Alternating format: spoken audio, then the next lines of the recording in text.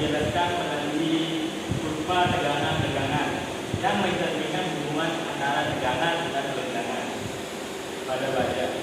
Berikut adalah karakteristik tegangan-tegangan pada baja. Yang pertama adalah daerah elastis. Daerah elastis adalah daerah yang di dalam daerah ini baja mengikuti hukum Hooke, di mana hubungan antara tegangan dan tegangan bersifat linier. Modulus elastisitas baja adalah 200.000 megapascal. Daerah elastisitas, jika beban dihilangkan, baja akan kembali berbentuk semula tanpa adanya deformasi secara permanen. Yang kedua ada batas proporsional. Batas proporsional ialah titik maksimum di mana tegangan masih berbanding lurus dengan tegangan. Setelah titik ini, baja menunjukkan sifat plastisnya. Yang ketiga ada tegangan delek. Tegangan delek adalah tegangan ketika mulai mengalami deformasi. Yang keempat adalah daerah plastis. Daerah plastis ialah baja mengalami deformasi permanen tanpa peningkatan yang signifikan dalam tegangan. Yang kelima ada tegangan putus. Tegangan putus adalah tegangan maksimum setelah baja pecah.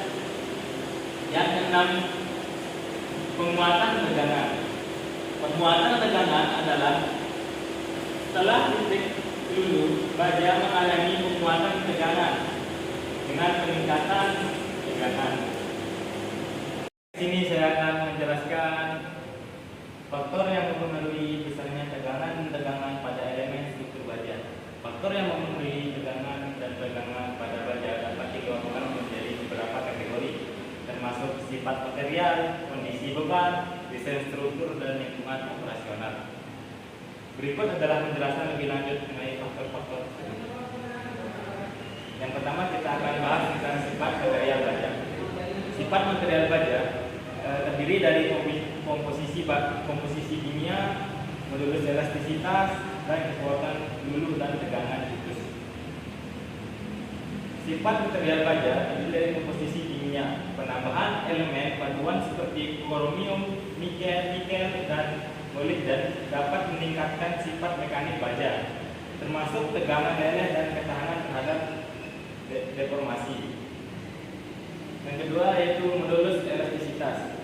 Nilai modulus elastisitas baja yang biasanya sekitar 200.000 MPa mempengaruhi seberapa besar tegangan yang terjadi pada tegangan tertentu. Semakin tinggi modulus elastisitas, semakin kecil tegangan untuk beban yang sama. Sifat material baja juga terdiri dari kekuatan lulu dan tegangan putus. Kekuatan lulu dan tegangan putus adalah parameter penting yang menentukan batas maksimum tegangan sebelum material mulai mengalami deformasi permanen atau patah.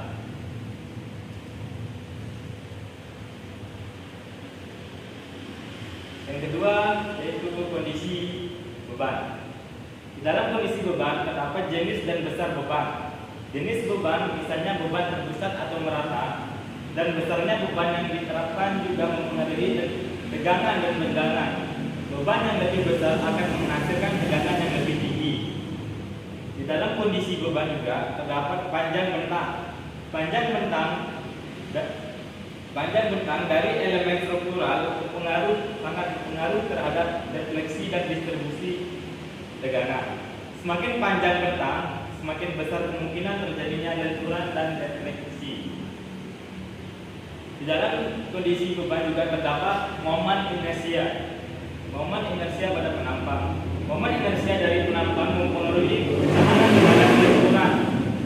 Penampang yang lebih besar akan mengurangi defleksi dan meningkatkan kapasitas beban. Yang ketiga, desain struktur.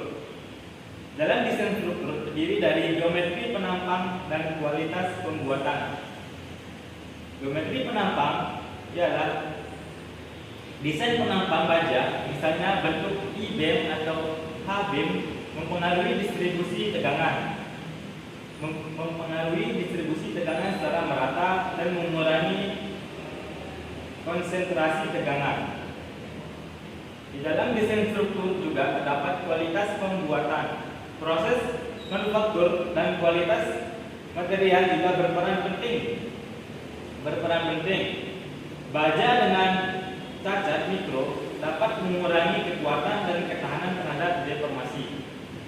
Yang terakhir yaitu lingkungan operasional.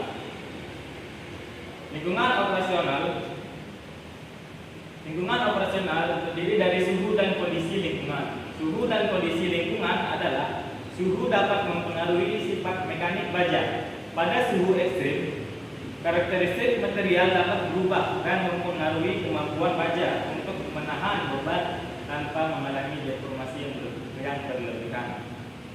Cara menghilangkan tegangan dan genangan pada baja. Untuk menghilangkan tegangan dan genangan pada baja, beberapa metode perlakuan panas yang diterapkan. Berikut ada beberapa cara yang efektif. 1. Proses annealing atau pelepasan tegangan. Proses annealing atau pelepasan tegangan melibatkan panas baja pada suhu antara 450 derajat Celcius sampai 700 derajat Celcius tergantung pada jenis baja.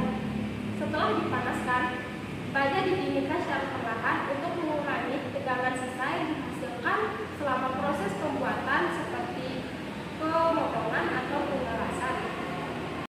Untuk baja karbon, suhu pemanasannya sekitar 625 derajat Celcius dengan waktu penahanan sekitar 1 jam untuk setiap ketebalan 25 mm. Dan untuk baja paduan, suhu pemanasan sekitar 700 derajat Celcius dengan waktu penahanan 2 jam untuk setiap ketebalan 25 mm. Proses reheating atau penghilang tegangan adalah metode yang memanaskan benda kerja di bawah temperatur kritis atau A1 untuk menghilangkan tegangan internal tanpa menyebabkan perubahan fase.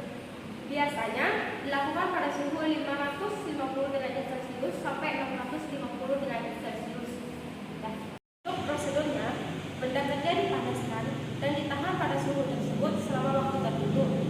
Kemudian didinginkan secara perlahan untuk mencegah timbulnya tegangan baru. Waktu penahanan yang umum sekitar 3-4 menit per milimeter ketebalan. Proses normalistik melibatkan pemanasan baja di atas suhu kritis atau A3 dan kemudian didinginkan di udara terbuka. Proses ini bertujuan untuk memperhalus struktur butir dan menghilangkan tegangan sisa. Untuk suhu waktu, baja dipanaskan sekitar 30 derajat Celcius sampai 40 derajat Celcius di atas garis A3 dengan waktu penekanan yang bervariasi tergantung pada jenis dan ukuran baja. 4. Proses tempering. Proses tempering adalah proses pemanasan kembali baja yang telah dikeraskan untuk mengurangi kekerasan dan menghilangkan tegangan internal. Suhu pemanasan biasanya berkisaran antara 200 derajat Celcius sampai 500 derajat Celcius. Proses tempering bertujuan untuk meningkatkan keuletan dan mengurangi resiko